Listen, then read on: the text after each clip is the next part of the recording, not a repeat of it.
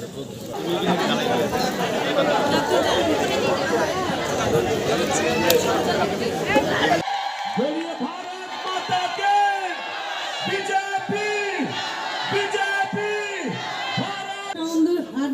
বটতলী মন্ডল মহিলা মোর্চার উদ্যোগে রাজ্যের মাননীয় মুখ্যমন্ত্রী শ্রী প্রফেসর ডক্টর ওয়েস্ট বেঙ্গলে কলকাতায় যখন নাবি, ওখানে তৃণমূলের পতাকা ছাড়া আর কোনো পতাকা আপনারা পাবেন না।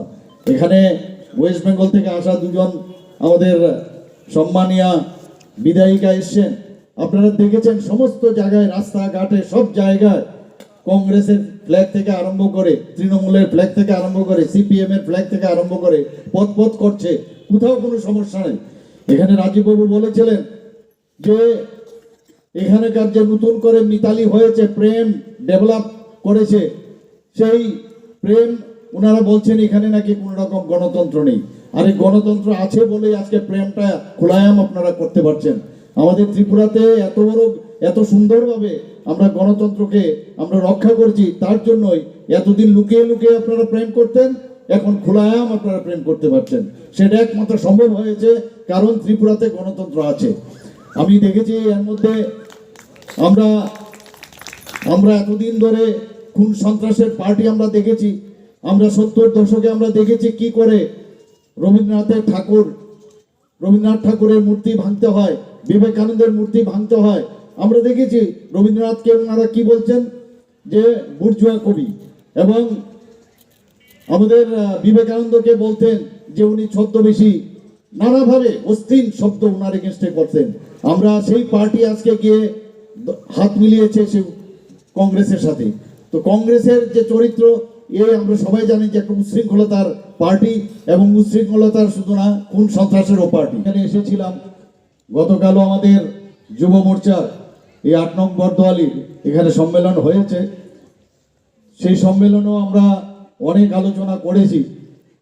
আমি এক সময় অবাক হই যে আজকে সকালবেলা যখন খবর পেলাম, এখানে এই বিষয়ে একটু আলোচনা রেখেছেন যে আমাদের যে 9 বনমালীপুরের এসসি মোর্চার সভাপতি আজকে সকালে, ওনার নাম হচ্ছে সুমন দাস, যেভাবে ওকে কোপানো হয়েছে, যেভাবে ওর প্রাণ নেওয়ার জন্য কিছু গুন্ডা, যারা দেখা গেছে ওদের যে রাজনৈতিক পরিচয় কংগ্রেসের, ওরা সমস্ত কংগ্রেসের নেতা এবং কিছু গুন্ডা বাহিনী ওদের সাথে ছিল, তাকে যেভাবে আঘাত করা হয়েছে সে খবর পেয়ে যখন আমরা গেলাম সেই জীবিতে ইমার্জেন্সিতে, দেখে আপনারা বিশ্বাস করবেন না, মনে হলো যে আবার সেই পুরনো দিনগুলো বুঝি আবার ফিরে আসলো এখানে।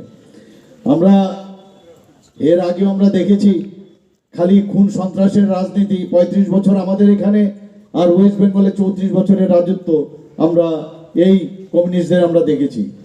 সেই কমিউনিস্ট এবং 5 বছরে যে জোট আমল আমরা দেখেছি সমস্ত এই কংগ্রেসের দৌলতে, সেই যে আজকে সকালে যে চিত্র আমি দেখলাম সেই চিত্রেরই একদম বহিঃপ্রকাশ আজকে আমি এখানে দেখলাম।